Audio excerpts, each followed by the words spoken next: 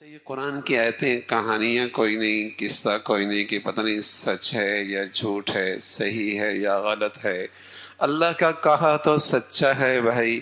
ام حسب الذین اجترحوا السیئات ان نجعلہم کالذین آمنوا وعملوا الصالحات سواء محیاہم ومماتہم ساء ما یحکمون۔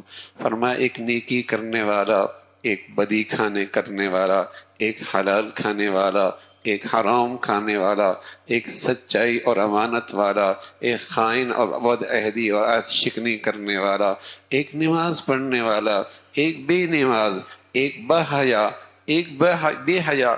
فرمایا کیا خیال ہے تمہارا، ان کا جینا مرنا ایک جیسے ہوگا؟ اللہ کہہ رہا ہے کیا تمہارا کیا خیال ہے ان کا جینا مرنا ایک جیسے ہوگا؟ فرمایا ساء ما یکون، بڑا غلط فیصلہ کرتا۔ ایسا نہیں ہے، ایسا نہیں ہے کہ دونوں کا جینا مرنا کل ایک جیسے ہو، ایسا نہیں ہے۔ فرمایا ساء ما یحکمون، بڑا غلط فیصلہ کرتے ہو۔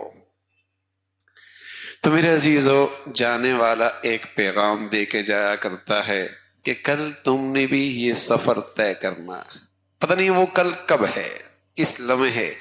فضا میں رکھا چراغ ہے، ایک جھونکی کی دیر ہے، دن میں یہ زمین کی اوپر ہے، شام منو من مٹی کے نیچے ہے۔ آج یہ دوستوں میں ہے، کل یہ تنہائی اور اس منو من مٹی کے نیچے پڑا ہے۔ یہ فضا میں رکھا ایک چراغ ہے، ایک جھونکے کی دیر ہے۔ تو جانے والا یہ پیغام دے کے جاتا ہے یہ سفر کل تم نے بھی طے کرنا ہے۔ یا صاحبی لا تغترر بتنعم فإن النعيم يزول والعمر ينفذ وإذا حملت على القبور جنازة فاعلم أنك بعدها محمول۔ اے میرے دوست، دنیا کی اس چمک دمک پہ دھوکے میں نہ جانا، کب کس سے اس نے وفا کی ہے۔ اس دنیا کی چمک دمک نے کب کس سے وفا کی ہے۔ یا صاحبی لا تغترر بتن، یہ نعمت گئی، یہ پھر یہ دولت گئی، یہ حسن گیا، یہ شباب گیا، یہ جوانی گئی، یہ صحت گئی، یہ بڑھاپا آیا، یہ گھٹنوں میں درد آیا، یہ کمر جھکی، یہ ہاتھ خالی ہوئے، یہ جیب خالی ہوئی۔ فإن النعيم يزول والعمر ينفذ وإذا حملت على القبور جنازة، جب تم کسی کو کندھا دے کر اسے قبر لے کے قبر پہ لے کے جا رہے ہو، ایک لمحے کے لیے سوچ لو کل دنیا والے تمہیں بھی اسی بے بسی کے عالم میں یہاں گھر سے اٹھا کے لے جائیں گے۔ ابو ہریرہ رضی اللہ تعالیٰ عنہ، ان کے سامنے ایک جنازہ گزرا۔ ایک نوجوان نے کہا ابو ہریرہ یہ کس کا جنازہ ہے؟ کہا بیٹے یہ تیرا جنازہ ہے۔ اس کی پیشانی پہ بل آ گئے، اچھا نہ لگا یہ جملہ۔ کہا بیٹے برا لگ رہا ہے؟ چلو یہ میرا جنازہ ہے، اس لیے کہ جانے والا بتا گیا کل تو نے بھی یوں ہی جانا ہے۔ جانے والا بتا گیا ہے یہ تو نے بھی یہی جانا ہے۔ تو میں کسی کا بھائی گیا، کسی کا ابا گیا، کسی کا بڑا گیا، اس کے لیے سب سے بڑا صدقہ جاریہ کیا ہے؟ اس کے لیے سب سے بڑا مسجد بنانے سے زیادہ، اسپتال بنانے سے زیادہ، مدرسہ بنانے سے بھی زیادہ بڑا صدقہ جاریہ کیا ہے؟ سب سے بڑا صدقہ جاریہ یہ ہے اس کی اولاد پہلے سے زیادہ نیک بن جائے۔ سب سے بڑا صدقہ جاریہ ہے اس کی اولاد پہلے سے زیادہ نیک بن جائے۔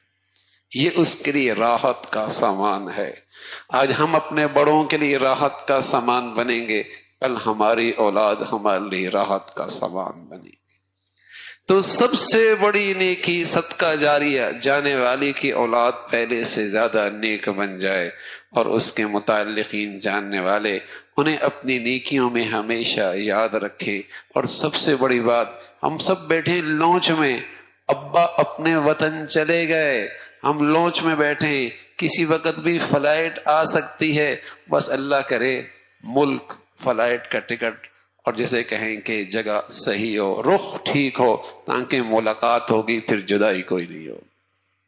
سب لونچ میں بیٹھے ہیں، کس کی کب کس وقت فلائٹ آ جائے۔ جانے والے جا چکے ہیں، لوگ کہتے ہیں یار آسٹریلیا شفٹ ہو جائیں گے، کینیڈا شفٹ ہو جائیں گے، فلاں جگہ شفٹ ہو جائیں گے، فلاں جگہ شفٹ ہو جائیں گے۔ ارے میاں پتہ نہیں شفٹ ہوں گے یا نہیں ہوں گے، لیکن تمہارے گھر کے کتنے لوگ شفٹ ہو چکے ہیں، وہاں بھی تو شفٹ ہونا ہے۔ جہاں تیرے خاندان کے نہ جانے کتنے لوگ شفٹ ہو چکے ہیں، جہاں کی شفٹنگ اتنی یقینی کہ تیرے اپنے خاندان کے لوگ شفٹ ہو چکے۔